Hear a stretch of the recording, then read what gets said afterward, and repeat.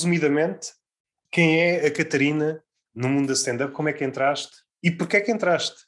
Se é que tens resposta para isto. Às tantas ainda estás à procura dessa resposta. Não, o porquê é bastante simples. Eu tinha mudado de ramo e passei de exportação aérea para informática. E quando recebi o meu reembolso do IRS, disse: eu preciso de fazer aqui qualquer coisa para melhorar o meu currículo. E fui à procura de montes de merdas relativamente à informática. Ok, Power BI, Microsoft, Office, Estás a fazer uma piada, é? código. Estás a fazer uma Não, piada? isto é a história real de como eu encontrei o curso da Bang. Como é que eu vou enriquecer o meu currículo? Vou fazer um workshop de stand-up. O curso da Bang completado com sucesso está no meu currículo. E as Marias Cheias de Graça, toma lá e embrulha. Que é um projeto que ainda continua. Está a retomar agora. Está na fase de training. Fala-me dos primeiros passos. É sempre engraçado, até porque há algumas variações de comediante para comediante. Sabia que era o tipo de curso em que eu ia gastar o dinheiro e depois não ia chorar mais tarde. Era basicamente isso. Olha que não sei. Se tivesse corrido mal, não choravas na primeira atuação ou na segunda? Não sei, eu não me preocupei nunca muito que isso fosse correr mal. Eu achei que se isso corresse mal, era só uma noite. O pior que podia acontecer era eu beber até ao esquecimento e nunca mais fazer isso de novo. Não me preocupei muito, mas gostava de aprender sobre comédia, então presumi que não ia chorar o dinheiro. E o curso eu gostei bastante de fazer, eu acho que o Paulo, como formador, é bastante bom. Não tenho absolutamente nada a apontar nesse aspecto. O material todo que ele ofereceu, as aulas eram fixe. E a gala corre sempre bem. A gala, o público já está todo lubrificado para aturar o pior que aí vem. O comediante devia poder levar aquele público durante mais umas atuações. Sair em tour, fazer 10 datas só com aquele público. O comediante ainda tenta arrastar os amigos e os familiares para ver mais vezes, só que só funciona... Os muito bons amigos funciona mais 5 vezes, não mais do que... E mesmo assim é preciso ter uma ligação muito especial ou Sim. então ter uma capacidade de persuasão muito grande. Uma coisa Uma ou outra. amizade especial, uma amizade muito especial. Senão já ninguém tem paciência para maturar. Nesta altura, quantos amigos é que consegues chamar para o público? Eu acho Há quanto tempo é que estás a fazer stand-up? 1 ano. 1 ano. Imaginando daqui a mais 2 anos, olhas para o teu material, tenho aqui material, ou para fazer um solo, ou pelo menos uma coisa maior, 40 minutos, chamo mais alguém para abrir, fazer uma coisa especial. Preciso de amigos para encher a sala.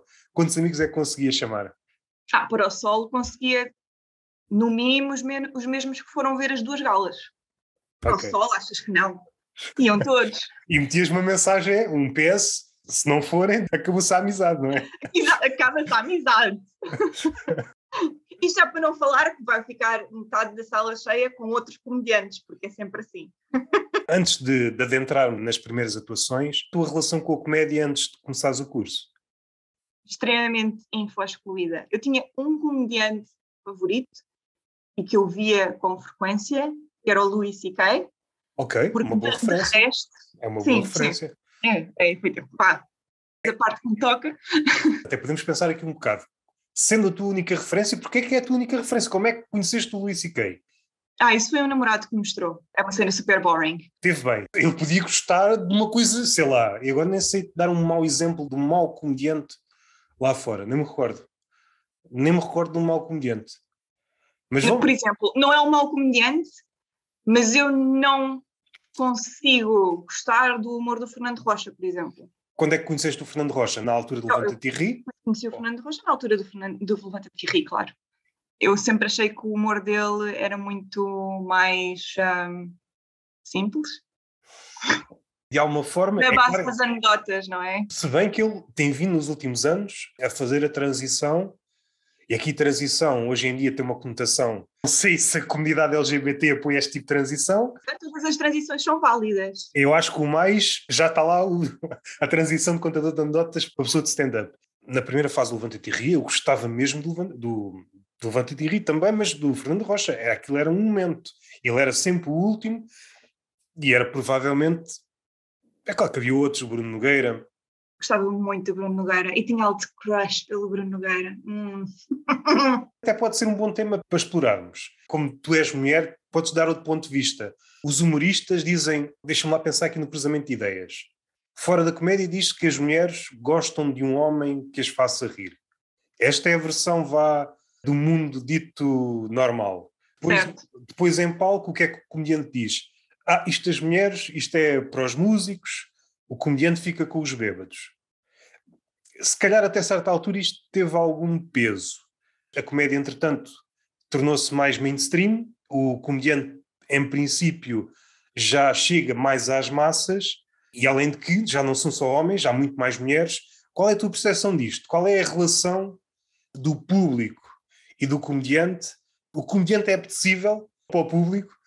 O comediante tem sex appeal ou não? Sim, atender aqui às voltas, sim. Há grupos de músicos, por acaso acho que foi esta pergunta, já fiz esta pergunta, se não me engano, ao Paulo Xavier. Achas que há grupos na comédia, seja grupos masculinas ou femininas?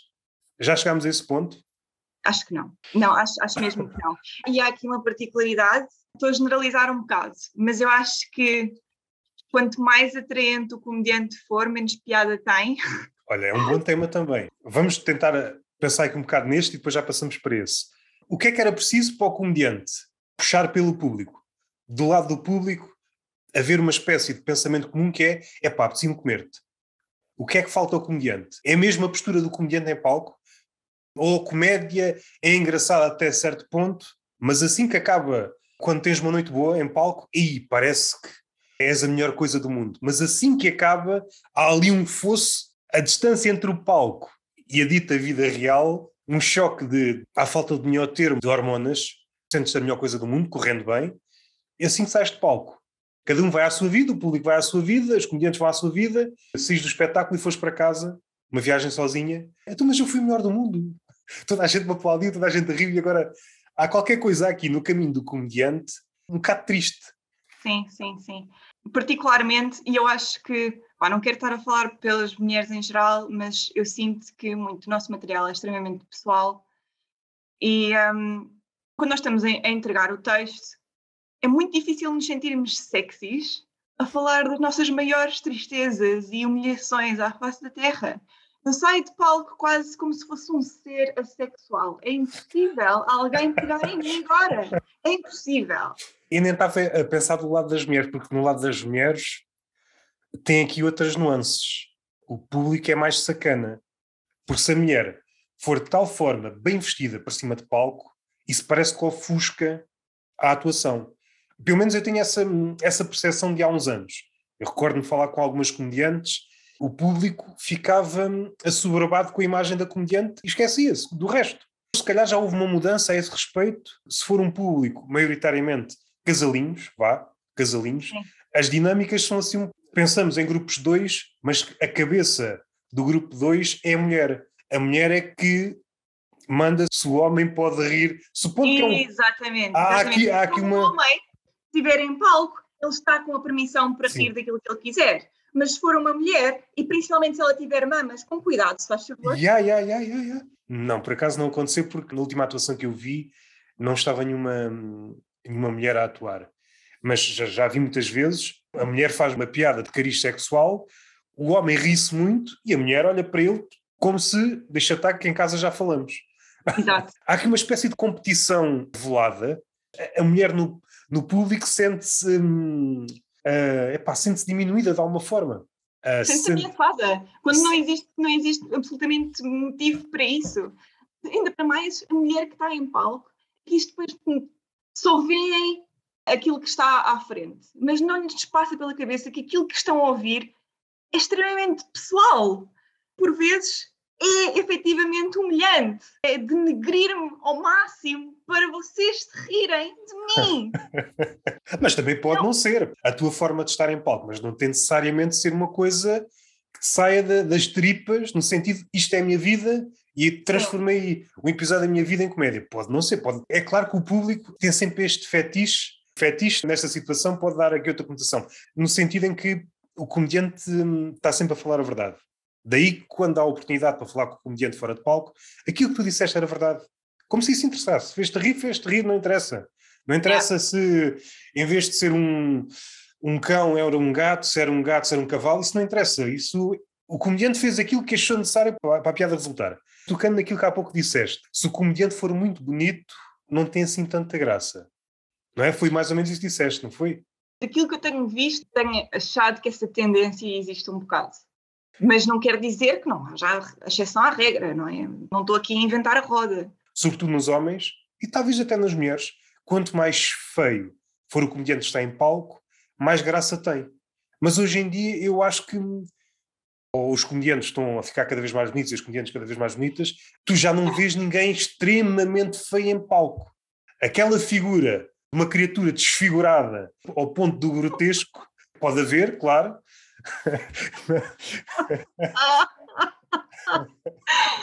Pá, tipo, ao ponto do grotesco, pá, tipo, não sei, tipo, de aparecer ao teu lado e tipo, caralho! Se essa pessoa tiver vontade de ir a palco, por exemplo, a última conversa que eu gravei foi um comediante do Porto, Nuno Lacerda. Ele entrou logo assim, para me matar. Estou aqui a falar, referindo-se a mim, estou a falar aqui com um gordo e feio, e depois já não sei para onde é que a conversa foi. A conversa, pois é só cabeças de comediantes. Não sei qual foi a ligação, estávamos a falar no Seabra e no macaco do Seabra. Não sei se estás a ver o Seabra, ele tem um número em que é ventríloco com o macaco. Nesta esfera de ideias, será que alguém no público, alguma mulher, tem um fetiche pelo macaco? Perfeitamente possível. E eu não estou aqui para julgar ninguém, por amor de Deus. E assim, Quem claro, quiser assim, comer o macaco do Seabra, que esteja à vontade. Com consentimento, isso é que interessa. com consentimento de quem? Do Seabra ou do macaco? Eu vou dizer do macaco. Do macaco. Sim. Foi um dos caminhos pelos quais nós fomos. Realmente a mulher estava interessada era no macaco. O Seabra estava ali só a fazer o que tinha a fazer. No ato sexual, o Seabra tinha que arranjar uma forma para se tapar. Ela diria, não, tu estás-me a desconcentrar, arranja para aí uma toalha, eu só quero ver o macaco. É tipo quando alguém namora gêmeas chinesas, não é? E tem tipo de meter um lençol por cima de outra. Gêmeas chinesas antes de serem separadas, é isso? Claro que sim. É tipo isso, não é? Tipo, tapas uma para não haver ciúmes. O custo é as primeiras vezes. Depois torna-se um hábito. À 100ª noite, era mais uma noite. Era mais uma noite, ela habituava-se. Exato. E depois também depende das conexões que elas têm entre si, não é? Ela pode chegar a um ponto em que se vira para a irmã e diz, então a gente não se vem hoje? Pode sentir. Ou então mais perigoso, há gêmeas chinesas em que só tem um coração. É um coração para as duas. Certo. A outra que não está no ato sexual propriamente dito, está a controlar. Calma, não te chites tanto, o coração pode não aguentar. Uma espécie de árbitro do tesão. A outra na foda e a outra, calma. Pensa em coisas tristes. Como se fosse uma espécie de treinador, sempre começa a se guardar. A respirar fundo. Yeah. Tentar-te acalmar. Isto tem de durar por dois. Houve um tempo, vemos aquelas fotografias muito antigas, em que vemos pessoas adultas, siamesas. Isso certamente aconteceu. Claro, e devem de ser histórias fantásticas de contar. Estas histórias eu adorava saber. Mas voltando à beleza, eu ouço muitas vezes, por exemplo, Salvador Martim e já outros comediantes, eu acho que durante algum tempo foi isso mesmo que estavas a dizer, era quase exigido ao comediante que fosse feio. Quando mais feio fores, parece que a piada resulta melhor. Aquela imagem que nós temos da pessoa bonita é que está-lhe a correr tudo bem. Até no mundo atual, ser bonito destranca algumas portas. Ao contrário de algumas influências que dizem vocês não sabem o que é ser bonito. Isto é uma maldição.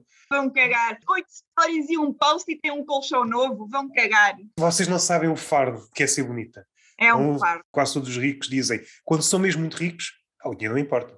O dinheiro, eu não estou aqui pelo dinheiro. É muito engraçado que só os mesmo muito ricos é que dizem isto. Pegarmos nesta questão que tu tinhas dito antes dos casais quando estão a ver uma comediante feminina, se metade do público forem casais e a comediante for atraente, não perdeu já metade do público? Perde metade mulheres, há de haver lésbicas e hão de se interessar, pronto. Há de ganhar alguma coisa das mulheres. Felizmente vivemos tempos mais progressistas. Há 10 anos se calhar não ganhava essas, mas agora ganha os homens que estupidamente, inocentemente riem. Certamente já te aconteceu alguém fazer crowdwork, não sei se costumas fazer crowdwork, e é um casal, e por vezes até um casal recente. Tanto pode ir para lugares comuns, coisas já muitas vezes ditas, ou para sítios diferentes. Parece que estás a mexer num ninho de vespas. Conhecem-se há muito tempo? Não. E há muita tensão ali. Consegues-me dizer algum exemplo de mulheres que façam crowdwork em Portugal? A Carolina tem tentado um pouco mais. Crowdwork planeado, mas evito sempre os casais porque eu detesto. Eu nunca tinha pensado nisso, mas isso aí, se calhar, é outro nível de tensão. Se a mulher no público considerar a comediante como ameaça, começas a fazer estas perguntas, eu acho que adiciona outro nível de tensão. Não costumo encontrar muitas dificuldades nesse aspecto. Acho que depois também vai um bocadinho de encontrar a persona que o comediante tem, não é? Uma pessoa um bocadinho mais ácida e um bocadinho mais rígida vai ter mais dificuldades, especialmente se for mulher, em cair nas boas graças do público. Como eu tenho uma persona muito ingênua e muito coisa mais ou menos. Essa persona, se calhar é um bocado ousado o que eu vou dizer, se calhar adequa-se para crowdwork. A melhor expressão é tem menos riscos. Não causa ameaça, é isso. Está mais na questão do risco que é para o comediante. Se for um comediante muito ácido, para manter a persona, a não ser que quebra a persona, só alguém com muita experiência consegue ter várias personas, tipo esquizofrénico, depois salta para outra voz. Mais parecido, vi nesse aspecto, talvez tenha sido o Rui Cruz, que adopta mais que uma voz ao longo no solo. Uma voz numa parte, depois tem outra. É estar a adicionar dificuldade a uma coisa que já é muito difícil. Quase dentro do campo de uma atuação de um ator, já não tanto de uma persona. Uma coisa que poucos comediantes ainda exploraram, até pela dificuldade. Já é muito difícil aguentar uma voz, quanto mais duas ou mais vozes. É uma coisa que existe na literatura, na poesia, no cinema. É muito raro alguém fazer isto. Eu nem sequer consigo, presumo que o segredo esteja um bocado em tu adotares uma forma emocional diferente. Sim. É que eu nem sequer consigo, para mim, talvez fosse... Tu quando vais a palco és mais ou menos tu na vida real, só que aumentado. Exato. Se fôssemos desdobrar a Catarina, há várias Catarinas. Há uma Catarina para um certo grupo de pessoas, há uma Catarina talvez para a família, há uma Catarina para, sei lá, amigos de copos. Sim, mas acho que a forma como tu estavas a descrever é muito mais específica. Fazer metade de um espetáculo num registro e depois adotar, de género, fazer 20 minutos na Catarina do café e depois outros 20 minutos na Catarina do jantar de família, mesmo separar as águas por completo, flutuar durante... Só chegar à voz única já é um trabalhando do caraças. Assim, um paralelo com a poesia seria pegar em alguns heterónimos de Fernando Pessoa e fazê-los saltitar. Uma vez é um heterónimo, o Álvaro de Campos, de vez em quando é o Alberto Caeiro, e ir saltando sempre a sair da boca da mesma pessoa. É preciso, para quem faz uma mestria do caraças, mas para o público tem que estar a identificar estes códigos. Se não é só um gajo esquizofrénico no palco a mudar de registros. Ver isso. Ver o que é que isso significaria efetivamente a ver. Há pessoas que têm um registro muito mono em Sim. palco e faz parte muito já da persona e faz todo o sentido.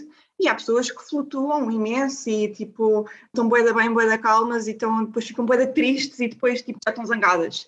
Isso aí é só esticar. No monocórdico é uma pessoa muito previsível no tom.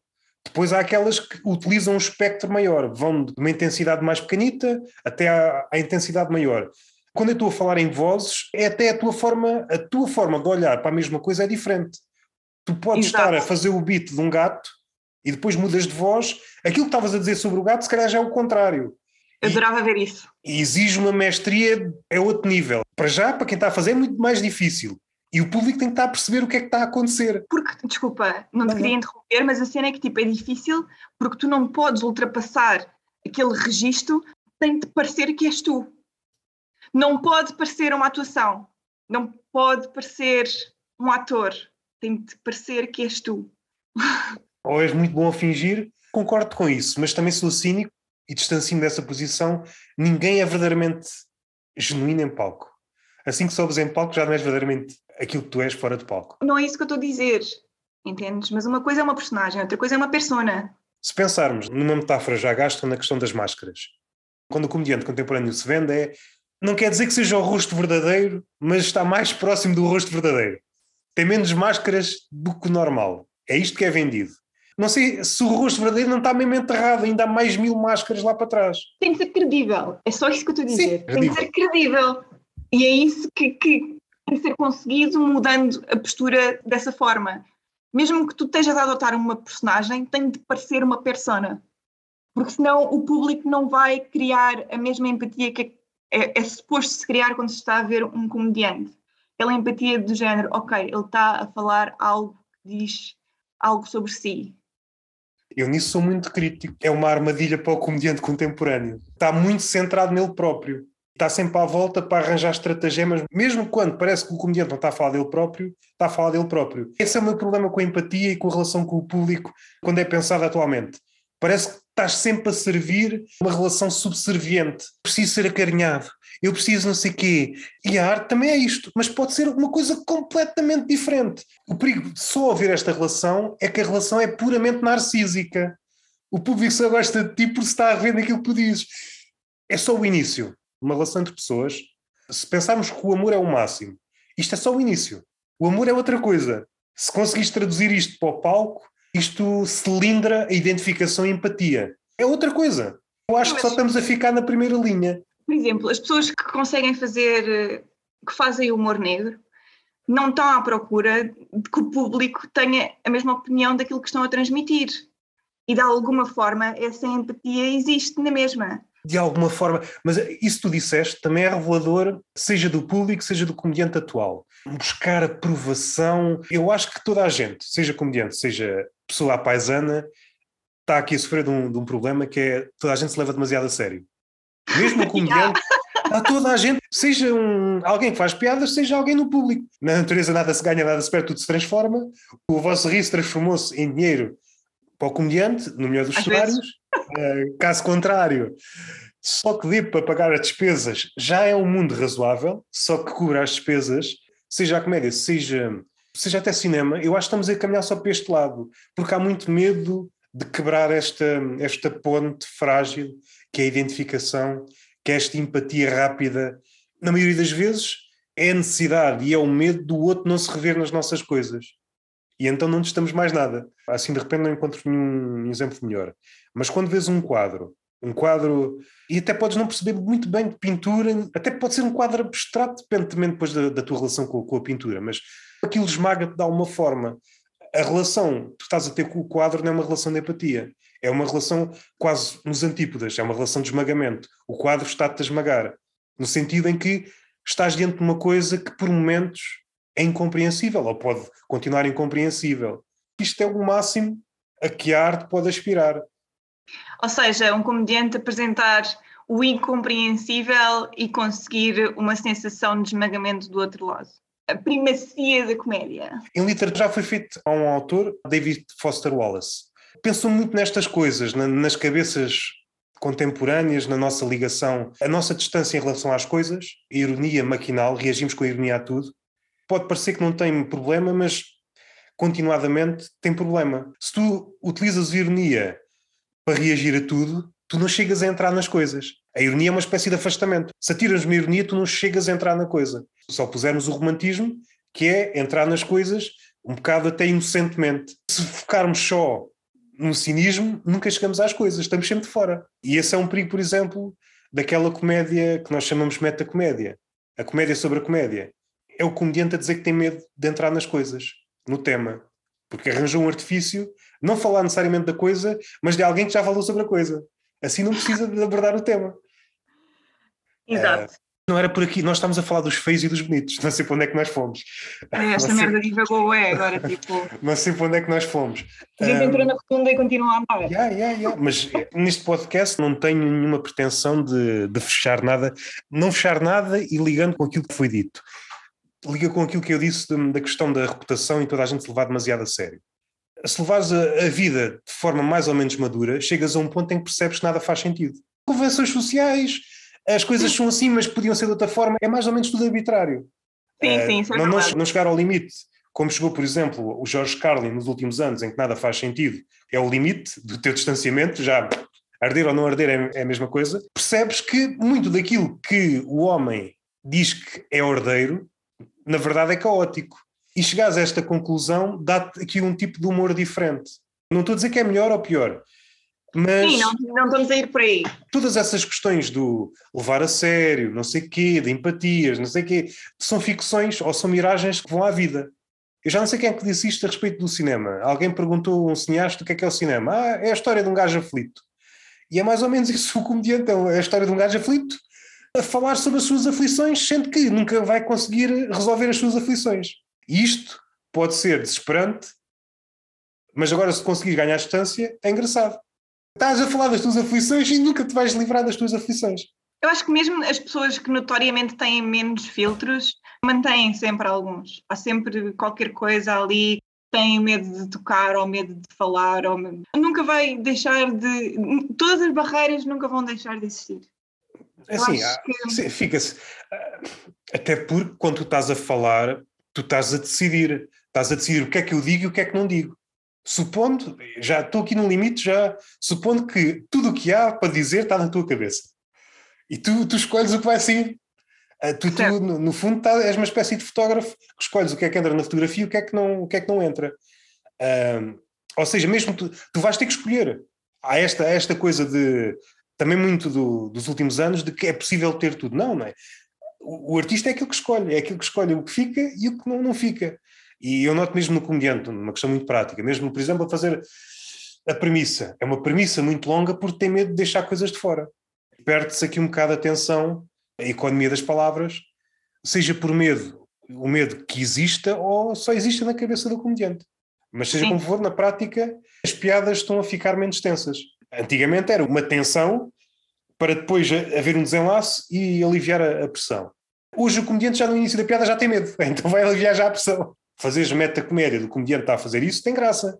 O comediante está com medo de praticar o seu ofício. Isso tem graça. Epá, mas é tão difícil de julgar esse medo que existe. É mesmo muito difícil.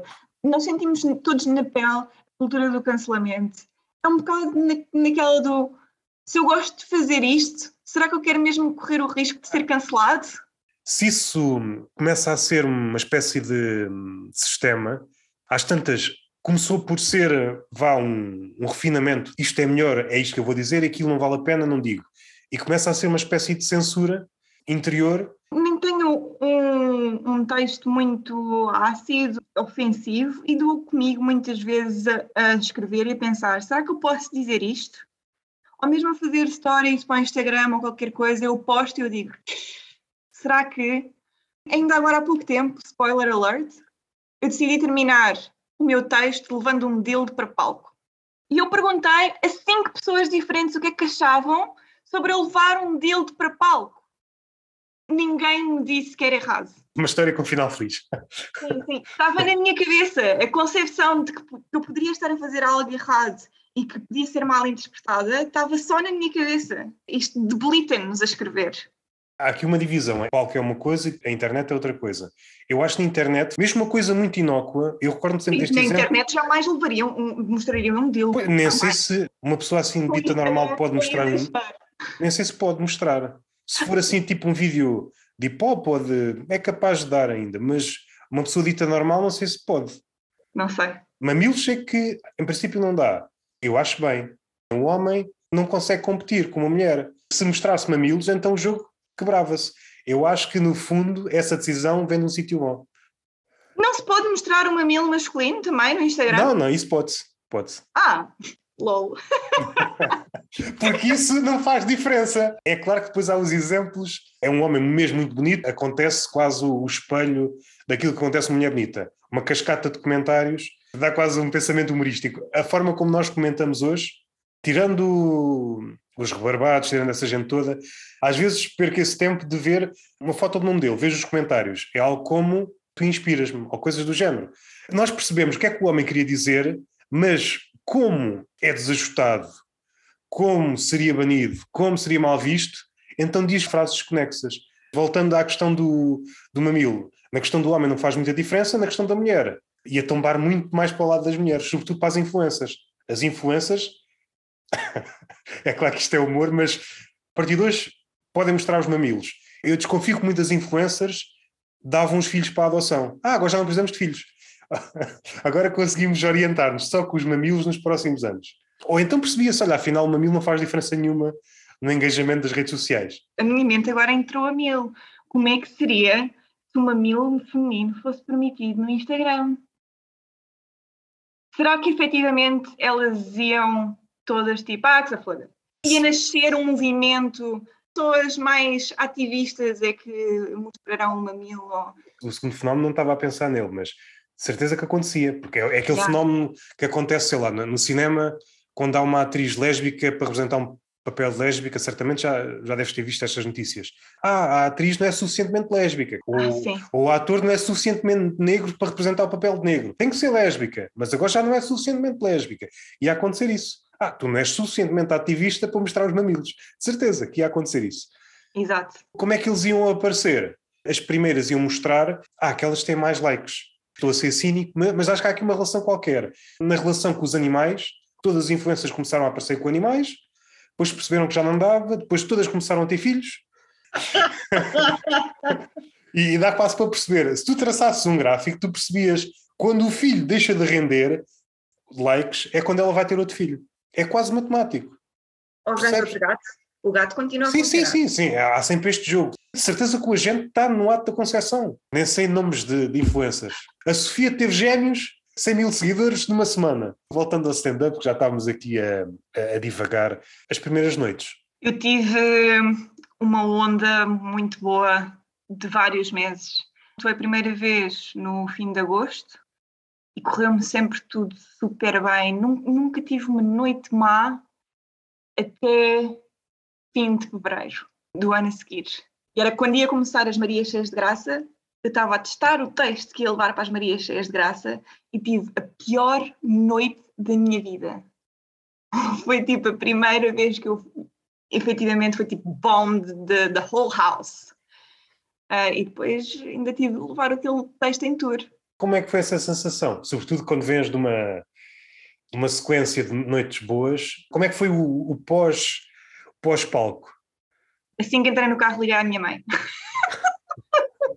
Era 1 da manhã, estava a caminho de casa e tipo, mãe, nem sabes o que aconteceu. Lágrimas a tentar ver a estrada. O texto para as Marias. Chegaste a pensar assim, se calhar andei aqui enganada este tempo todo. Olhei para o texto todo. 2 dias mais tarde, porque eu no dia a seguir não existia.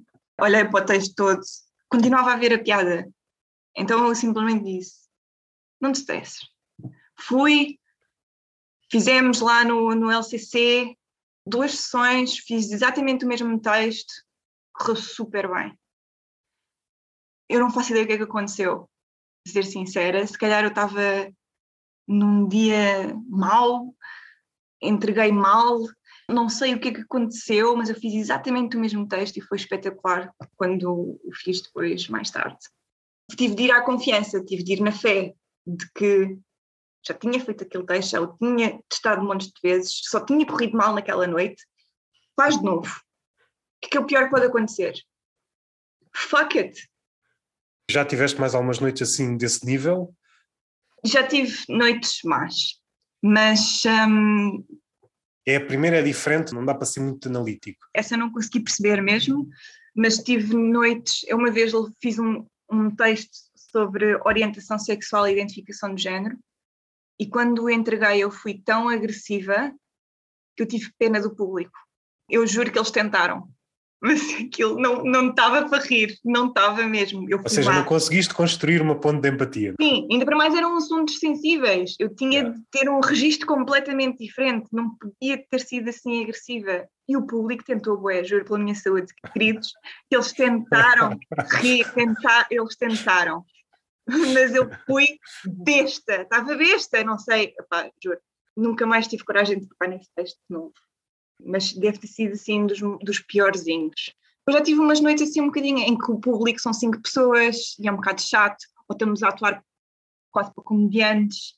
Noites atípicas. Nem sequer se pode contar se calhar como noites. Atuar para 5 pessoas, 4 pessoas jogas à sueca. Sim, mas são noites, acabas por não conseguir testar nada na realidade, não sabes o que é que funcionou ou não. E tocando nesse assunto que estávamos a falar antes de iniciarmos a gravação, Qual é a tua percepção na questão de testar texto atualmente? Certamente dir-me-ás na tua zona, que é a zona de Lisboa, não estou... Sim. 10 minutos hoje para testar, quantos sítios é que há para levar esse texto? Poucos. E aqueles que há estão tão saturados de comediantes que andam atrás que eu se calhar tinha de esperar 2 meses para conseguir testar 5 minutos. E ia lá uma vez. Mas existem alguns sítios, mas é muito difícil de conseguir um espacinho. Era como eu estava a dizer, eu tenho escrito com muita frequência e tenho escrito beats de no mínimo 3 minutos. Eu já estou a chegar a um ponto em que começo a ficar desmotivada para continuar a escrever, porque... Não consegues dar vazão, não é? Não consegues dar vazão que escreves. Estou a pôr no vácuo, não consigo testar nada. Cada vez que vou a algum sítio tem sempre de correr bem. Esta noite tem de correr bem, estás qualquer coisa boa, está bem? Então é muito difícil estar a testar texto. Eu acho que é uma das falhas, e não percebo como é que isso não é falado mais vezes. O Ferro Comedy Club, no Porto, tinha essa componente, o Eduardo Marcos fazia questão, não sei se entretanto mudou, não sei, pode ter mudado, mas casas que, quando estão a fazer a sua comunicação, isto aqui é para testar e pode correr mal, não está a aparecer... Já aconteceu noites em que eu fui como open mic, que é mais ou menos tipo garantido que aquela pessoa tem pouco tempo e pode testar qualquer coisa, e depois no fim me dizerem, olha, foi fraquinho, se calhar para a próxima traz qualquer coisa melhor. Eu tipo, mate, deste-me 5 minutos, não me vais pagar nada, não me deixas testar texto? Formas há de contornar isto. O texto que vais fazer novo, supondo que é novo, vai bater em temas que tu, ou de forma consciente ou inconsciente, já viste que os outros acertam. Tu vais, não te dão oportunidade para falhar nem para melhorar o texto, vai funilando em meia dúzia de temas ou pontos de vista. E é o que eu tenho visto de fora, dá-me essa percepção. 5 minutos que nunca fizeste, certamente não há de ficar bom à primeira vez. Precisas testar umas quantas vezes para perceberes o que é que tens ali. O típico processo é que começas com um bloco grande e vai diminuindo. Se a recorrência for essa, de 2 em 2 meses, isso é quase não testar nada. Não dá, é mesmo tipo, é impossível. E depois, tipo, lá está, existem aqueles circuitos de alguns bares que costumam convidar as mesmas pessoas com frequência. E isto acontece, eu, por exemplo, estou muito associada à banda. É muito frequente eles me convidarem para eu atuar nos eventos que eles planeiam. O que quer dizer que eu estou a começar a chegar a um ponto em que eles começam-me a convidar para ser headliner. Então aí eu já não posso ir testar texto. Mais uma vez, distanciando é engraçado, porque é um desconhecimento total do que é ser comediante. O comediante, o stand-up, tem que testar. Aquilo não aparece ali magicamente. É um desconhecimento total do que é fazer stand-up. Não vislumbre, pode ser que haja e não tenha conhecimento de sítios em que são apenas noites de teste. É apenas noites de teste. Sim, mas precisava tanto. Pelo menos para escoar algum do material que eu tenho aqui, porque eu ainda vou usando os comedy buddies para não ficar tão dentro da minha cabeça, porque uma coisa é nós escrevermos e acharmos que temos um piadão do caralho. Assim, está aqui uma mas os comedy buddies às vezes enganam bué. Depende muito do gosto. Pode ser cruel o que eu vou dizer, mas o teu público não são comediantes. Exato, tens de ir experimentando, entendes? Podes ter ali um entendimento, mas sim, não vais é... passando pela mão de alguns e já sabes, mais ou menos, do género, tenho aqui um beat mais de opinião, se calhar aquela pessoa. Tenho aqui um beat mais humilhante, não, vou àquele. E depois aquilo que eles sugerem, nós, do nosso lado, temos de ter um bocadinho de discernimento de dizer, imagine-me a dizer isto faz sentido? Isto é um bom conselho? Não, isso não me faz sentido. Tem de haver um discernimento nosso, não é simplesmente aquilo que eles estão a dizer é só da opinião deles. Não estão a tentar modificar o texto, eles só estão a tentar ajudar. Temos de ser nós, no final das contas, dizer isto ajudou efetivamente ou fez-me pensar noutra ideia diferente. Lá está. Eu sozinha a escrever acho sempre que sou fantástica e a última Coca-Cola do deserto. E depois é tipo 2 minutos só descritivos. Merda. A prova, aquela que o comediante cita é o público. Se forem géneros diferentes, não quero estar aqui, agora parece que estou sempre a dizer as mesmas coisas nos últimos podcasts que gravei. Anthony Jeselnik fala a respeito disso. Quando um comediante dá um conselho a outro comediante, o que ele está de facto a fazer é faz mais isso que é para te pareceres comigo. no início da carreira, ouvia muito isso. Se eu tivesse seguido os conselhos deles, hoje não era ninguém. E é muitas vezes isto que acontece. Não quer dizer que seja sempre. Mas quando um comediante dá um conselho a outro comediante, o que ele está a dizer, devias fazer isto para te pareceres mais comigo. É claro que isto há muitas nuances, há comediantes que conseguem se abstrair do seu ego. A piada até nem é boa, mas o público adora. E depois tens de fazer essa justiça, esse compromisso. Eu até nem gosto muito da piada, mas resulta. Olha, vou deixá-la enquanto não encontrar outra. Certamente já te aconteceu. Olhas para a piada, não tem defeito enquanto piada, percebes? Está tudo no sítio certo. Vais dizê-la, não é que não resulte, mas não tem aquele efeito que estás à espera. Às vezes é muito difícil também para outra pessoa, eu também compreendo isso, conseguir imaginar aquilo que tu estás a dizer. Quando eu estou aqui, se eu tivesse agora aqui umas ideias de texto e estivesse a trocá-las contigo, não ia ter nada a ver com aquilo que eu ia fazer em palco. Portanto, tu ouves qualquer coisa e dizes, se calhar, Catarina, isso não tem piada. Fazia aí outra punch ou tentava uma regra dos três, eu acho que não tem qualquer coisa. Mas eu depois vou a palco e faço um acting qualquer e qualquer coisa e aquilo bate. Aí apoio o comediante, para não estar sempre a mandá-lo abaixo. Eu acho que o comediante consegue perceber isso. Os melhores conseguem perceber, mesmo em situações um bocado estranhas, como é uma conversa, consegue perceber pelo menos o potencial da piada. Se o outro comediante, o que disse a piada, está à espera de uma reação, às vezes assim, o comediante pode não rir.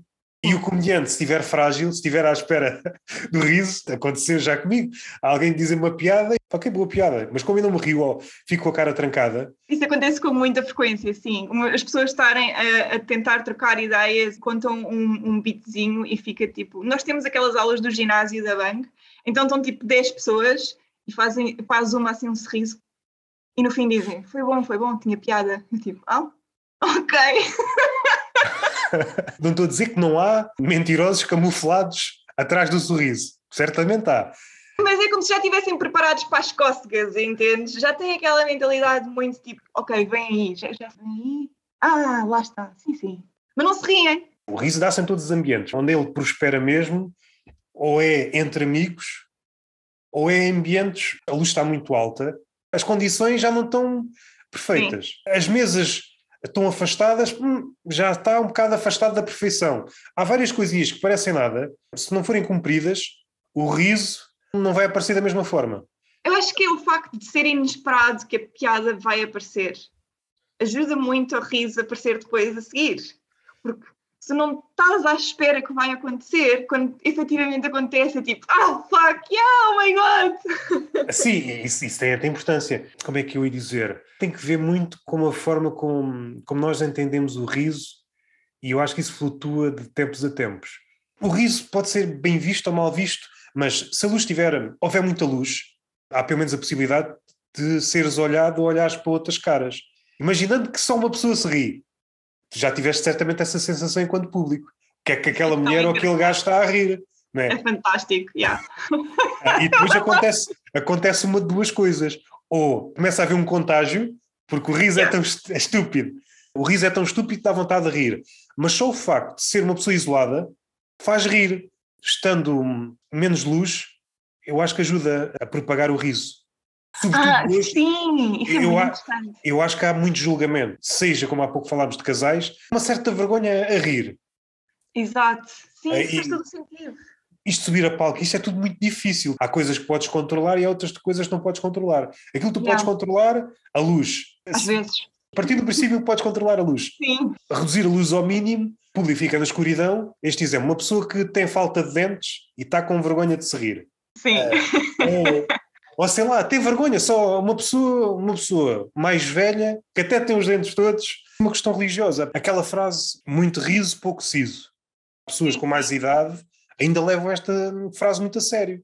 Há uns anos fazia-se esta diferença entre público de Lisboa e público do Norte. O público do Norte era mais aberto, o público de Lisboa era mais fechado, mais sisudo, cruzava os braços, faz-me rir. Sim. E isso é muito notório, efetivamente, quando as luzes estão todas acesas e muitas vezes eles acham que é tipo, ele está-me a ver, é suficiente um sorriso. Não é. Não é a mesma coisa, mate. Não é. Sabes uma coisa que eu descobri, a última conversa que saiu com a Joana Solipa. Ela também faz stand-up, não sei se já te cruzaste. Ela disse que agora ia fazer um intervalo para terminar agora. Ela está a fazer a tese sobre stand-up. Sim. Há de demorar algum tempo. Mas ela disse uma coisa que na altura não sei se já tinha ouvido falar, mas causou-me surpresa que nos espetáculos de stand-up, as gravações da Netflix contratam pessoas, é um público especial para terem a certeza que há risos ali, e isso apanhou-me desprevenido. E depois é engraçado que, ao ler um livro, depois da conversa, um livro, a história do riso, a história dos risos enlatados e essas coisas assim, e há uma referência ao teatro de Shakespeare, ou seja, naquela altura já havia pessoas incumbidas para rir, para gerar riso, uma espécie de infiltrados, Sim, sim, sim. que eles riem-se e o riso deles vai fazer com que os outros se riam. A piada de que existe um infiltrado no público já é das piadas mais velhas que eu ouvi em stand-up. Lá está, aquele gajo que se ri sozinho, é por norma o comediante diz que ele está pago. Tem um fundo histórico. Isso realmente acontece. Eu que sou fantástica e que vale a pena me ir ver e que talvez eu pague 2 € para se irem rir. Agora vou. Quando a conversa sair, começam a aparecer mensagens no Instagram. Onde é que eu me inscrevo para ir rir do teu espetáculo? Um bilhete mais 2 €, pode ser. Cortas o valor do bilhete para essas pessoas. Elas têm que garantir que vão rir. Não sei, Yeah. não sei se é um bom negócio. É uma coisa a estudar. Se alguém quiser ser calculista a esse ponto, eu acho que é uma cena a estudar. Mas há ressalva de que eu estou a fazer esta publicidade no teor de investigação, está bem? Não é? Mas se resultasse, depois continuavas. Sim, este Filipe podia fazer outra tese sobre mim. Que há 3, 4 anos tinhas tido um crescimento astronómico e depois começava tudo à procura da razão pela qual a Catarina teve uma ascensão e estava tudo à procura das respostas. E estava aqui neste podcast Yeah.